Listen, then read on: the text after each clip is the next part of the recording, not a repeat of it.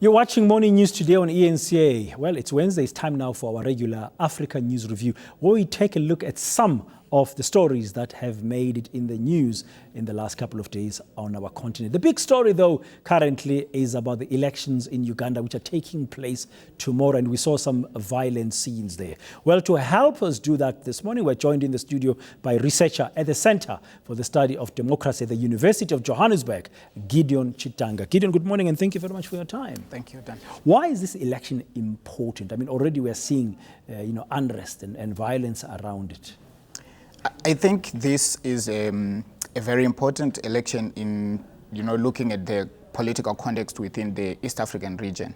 It sort of profiles and highlights the key problematic issues with respect to democratic development in the region and general issues related to peace and security. If you look at the Ugandan president, he is going for his 5th term, and by the time he completes that term, it will be 3 decades in power. But there's a paradox there. The country is about 75% of its population is around the age of 30 years. So there's a whole generation of youth who have not known any other leader other than Museveni. Another interesting issue is that the issue of longevity in incumbents is not only a critical issue for the president or incumbents in the state, but as well in the opposition. So the key figures in the opposition are former allies of Museveni in the NRM. And these Besigye, he has contested Museveni 3 and now going into the 4th time. Mbabazi is a former prime minister in the same regime and now is an independent opposition leader. Surely there are other leaders, but they are not so important. So there is a culture of incumbents that is emerging, and political incumbents where leaders just stay in and they are not changed. Talking about that incumbents, it's very interesting because some years ago, Yoweri Museveni himself once criticized the leaders in Africa who stay for too long. He said one of the problems of our continent are leaders who overstay their welcome in power. But he's doing exactly the same thing. Yes, and that's why I think it's a culture of politics very pervasive in the East African sub-region, and so, but also to other countries in Africa.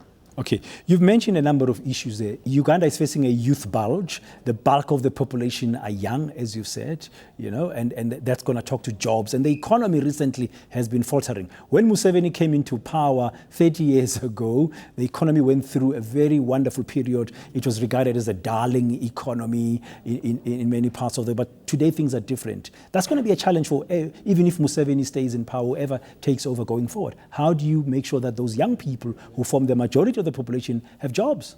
That's the major problem, and there are 2 parts to it. I think in every context where you have a new leader coming, the big Western powers tend to have hope and to invest in that particular leader, and also the domestic population have expectations, and sometimes they rally behind that leader.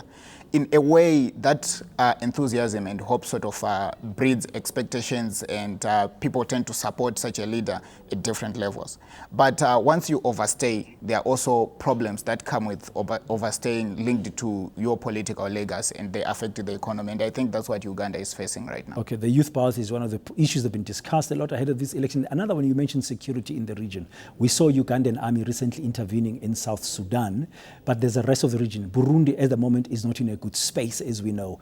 And we know also Rwanda now is being accused of being involved indirectly with the Burundi conflict, where Burundians who are refugees in Rwanda are now being trained. From a stability perspective, the importance of this election. I think Museveni is a key player in the East African region, so in the politics of the region. In a way, it's quite apparent that he will win his a new term of office, and in a way it ensures stability. So we are likely to see the same kind of politics going on. But I would think that the region require proper elections and legitimate change of leaders, and that's a key point that is potentially causing uncertainty with respect to the politics of the East African region. Yeah, we see Pierre Nkurunziza in Burundi remaining in power after getting a 3rd term last year. Yes. Now Museveni going for a 5th term. Paul Kagame in Rwanda wants a 3rd term. And that's a serious problem. If there is an issue that is potentially a security threat, it is this tendency for leaders to extend their terms of office once they have reached their constitutional limit. Okay. We'll be watching that election tomorrow very, very closely in Uganda. Thank you very much, Gideon. That's Gideon Chitanga, researcher at the Center for the Study of Democracy, the University of Johannesburg.